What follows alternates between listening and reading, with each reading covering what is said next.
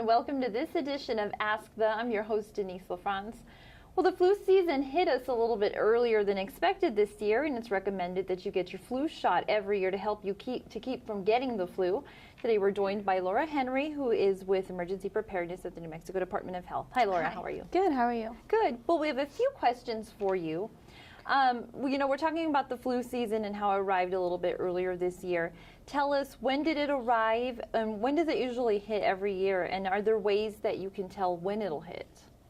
Well, usually in New Mexico, we see the flu season arrive late fall to early winter, and there really isn't a way to predict when it's going to hit. So it's really important to try to get vaccinated in time and to prevent from getting the flu.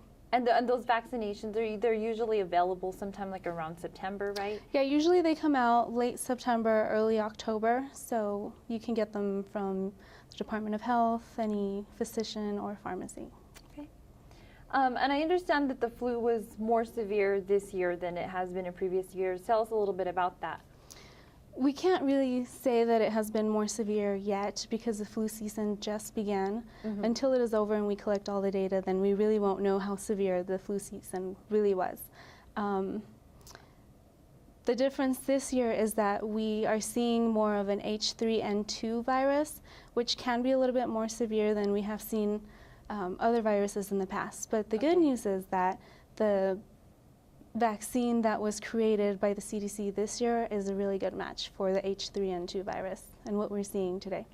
And the viruses, the vaccines that are made every year usually are what are predicted the strains that are going to come up. So they're not the same every year. That's why you have to get one, right? Yeah, it's really important that you get the vaccine every year because every year the virus is changing and the CDC does try to predict what virus they're going to be seeing. And usually they do pretty good matchup for that. Okay.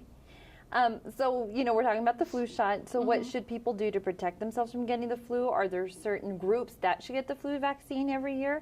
And why is it important to get the shot? Well, the best way that you can prevent from getting the flu is obviously getting the flu vaccine. So we do recommend everyone get the vaccine. But other things that you can do, you learn in school early on, wash your hands throughout the day. Try to avoid touching your face, your nose, your eyes, because you carry your germs in your hands, and so when you're touching your face, you're automatically spreading germs. And then we also recommend that anyone and everyone over the age of 6 months gets the flu vaccine, and especially young children, anyone that is over the age of 65, and those with pregnant women and high-risk populations. And why these groups? Well, it's really important to protect them because they're pregnant women, young children, and older adults, I guess, could easily get the flu a little bit more easily than, someone that is a little bit more healthier and has a developed immune system. More complications for them. Yes, exactly. Okay. And what should people do to...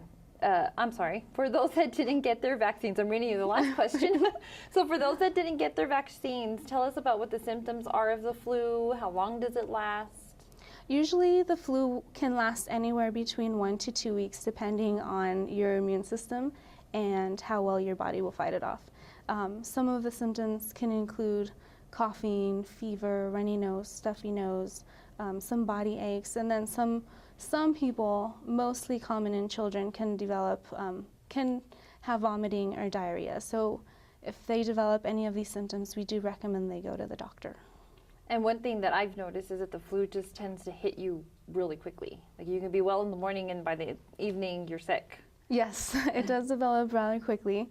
So, go to the doctor as soon as you can. And we are seeing more people go to the doctor, nationwide. And so that is one of the reasons why we're catching it on earlier. Okay. And finally, there's a lot of perception that the flu shot could actually make you sick, or you could have a bad reaction to it. Tell me necessarily why that isn't always the case.